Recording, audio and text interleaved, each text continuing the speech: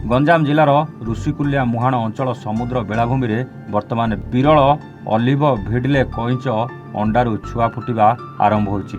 कईंच छुआगुड़िक शत प्रदूत भाव समुद्र मुहां होइछन्ति। गंजाम ब्लॉक अंतर्गत पुराणा बंध पुराणा बुड़ामपेटा ग्राम निकटस्थ बेलाभूमिर बालुका राशि मध्य पोती होई रहितिबा अंडागुड़िकु छुआ फुटिबा परे छुआ कईंच बेलाभूमिरु उठी समुद्र अभिमुखे जीवा सह नुआ ठिकणा पाइतिबा देखिबाकु मिलिछि। उक्त प्रक्रिया रात्रर ठंडा परिवेश रे आरंभ होई सूर्योदय पर्यंत चालुथुबा वन विभाग पक्षरु कुहाଯାଇଛି। छुआ फुटिबा प्रक्रिया एक सप्ताह पर्यंत चलियो बोली विशेषज्ञ माने सूचना दैछन्ति। एही विरल दृश्य देखिबाकू लोकंक प्रबल भीड़ लागि रहिछि। कईंच माने अंडा देबार 45 रु 50 दिन पर मुख्यतः अंडारू छुआ बाहरी थांती। सूचनायोग्य कईंचक सुरक्षा पाई बेलाभूमिर 5 किमी अंचल को 10टी सेगमेंट रे विभक्त करा जायछि।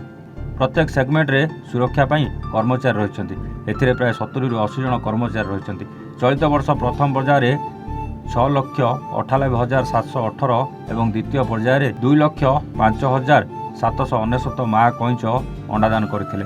पूर्वर 2023 रे 6,37,000 और 2022 रे 5,50,000 माँ अलिव रिडेल गण अंडादान करथिले।